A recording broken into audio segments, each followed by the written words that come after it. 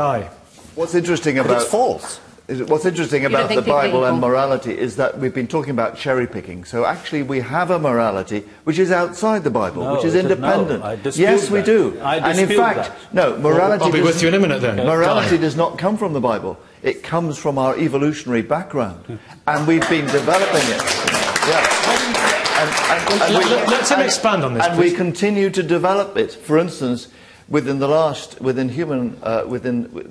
70 years, we've had the Human Rights Convention, which is a much more advanced morality than anything you find in the Bible, in my opinion. It's come from the Bible. There was nothing. Yeah, okay. Yes, you dispute that. Yeah, I do dispute it. Yeah. I mean, the human rights movement is a very good example. It is demonstrably the case that the idea of human rights, of natural justice, has come from the Bible through the work of people like Bishop Las Casas in America, of the Salamanca Dominicans, of the moderate Enlightenment personified in people like John Locke.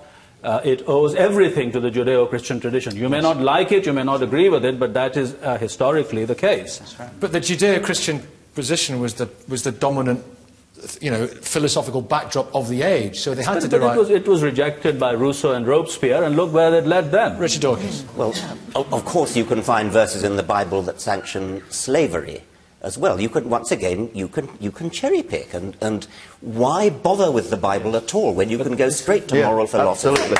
I'm extremely scared of fundamentalism. The same fundamentalism that wants to convert people forcibly is the same voice as you have that says, why bother with this? What I'm concerned about is that you can't hear the different voices. Are you serious? Yes. Look, fundamentalism means tying your colours to a particular book.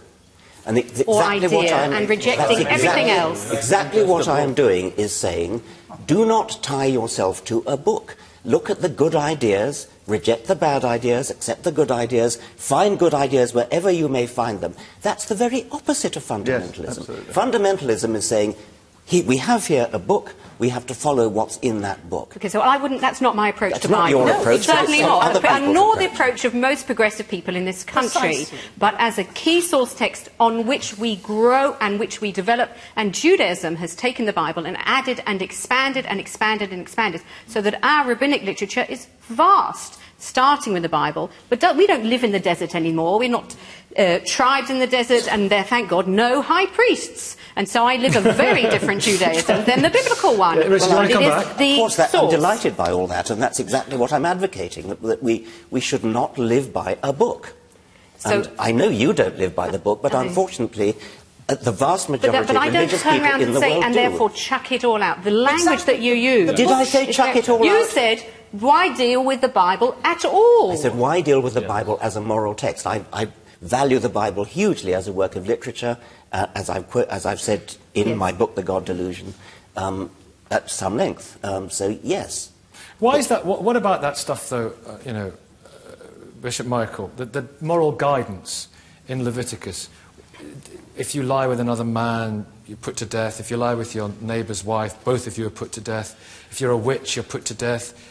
If you curse your mother or your father, you're put to death. I mean, it's pretty strong and offensive to a lot of people in this day and age. Yes, the Bible has, particularly the Old Testament, has a great deal in it which was about the society in the desert and how people were to survive in the desert. But certainly from the Christian point of view, none of that applies to any of us today.